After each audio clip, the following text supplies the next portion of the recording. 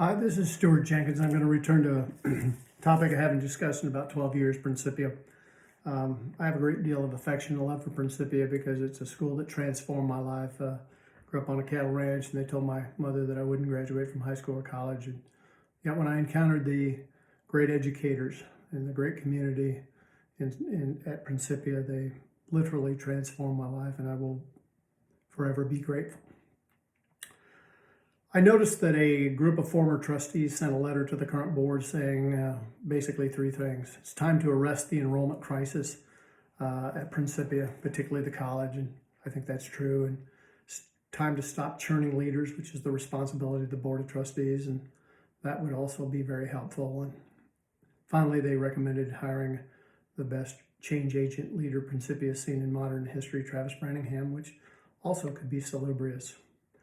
But I think it's important to remember that the problems that the current board of trustees at Principia faces is not a problem that they created. The problems at Principia have been well known for 30 and 40 years, and for 30 and 40 years, boards of trustees that I served on and others failed in their leadership role. They failed to make the changes necessary to keep Principia relevant and current. And that can has been kicked down the road about as far as it can be kicked because we've reached the end of the road. But make no mistake about it, Principia is in peril of failure, going out of business. They would become the first college in the United States to go out of business with $1 billion, which is a remarkable thing to think about. Principia College has about fewer than 300 students. They have more faculty and staff at the college than they have students. And that's a culture that's upside down and backwards. We're using $1 billion, the largest asset base Principia has ever had, to continue to teach fewer and fewer students. The fact that we continue to talk about the assets of Principia as a financial number, $1 billion, but that doesn't measure the most important assets of Principia by a long shot. The most important assets of Principia are the faculty and staff. And there is a great faculty and staff at Principia. They are dedicated educators, and they are willing to teach more than just an academic subject. They are whole person character educators. They care about critical thinking, and critical thinking is relevant today, and it will be relevant tomorrow, and it will be relevant 100 years from now. And Principia has a place at this table of being a unique educational environment where they value more than just academics. Yes, they value academics, but it's more than that. So when you start counting up assets and you realize you've got this tremendously talented faculty and staff group, and yet the campuses are only 30% full. So we're teaching to 70% empty seats.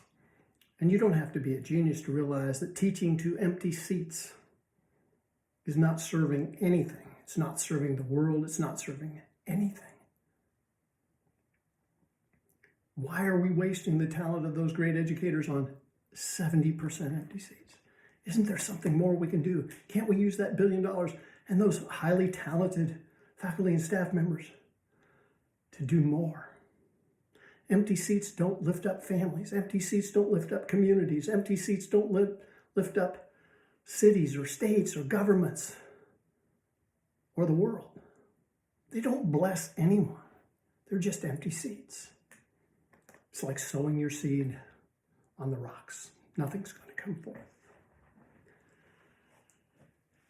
The $1 billion has actually become a detriment to Principia, unfortunately, because they have used that $1 billion to educate fewer and fewer people. If you have $1 billion, you don't need students to pay tuition. And if you don't need tuition, you can just keep running the same old program for fewer and fewer and fewer people. You don't have to be current with the times. You don't have to be relevant. You don't have to be willing to share your abundance. You don't have to be willing to reach out to the community and say, we know there are families and students in need. We know there are talented young people that could benefit, great artists, dancers, musicians, robotics experts, innovators, great creative minds that could be blessed by a Principia whole person character education. There are thousands of young people within 40 miles of that school that could be blessed, but they may not meet the criteria. So I guess I would just say, instead of requiring people to be this or that before they join the Principia community, inspire them with your love, inspire them with your vision, inspire them with your hopefulness, inspire them with your talent, and they will come to your community, and they might even share your value system. We know that requiring compliance does not win support. That's failed for 40 or 50 or 60 years or maybe forever. So I would just ask the board to have a bigger vision, a better vision, a more hopeful vision. And for goodness sakes, don't close the campuses. Don't run it down to nothing. Don't use $1 billion just to serve a smaller and smaller and smaller group. Bless the world with your abundance, especially your educational capacity. What do you think?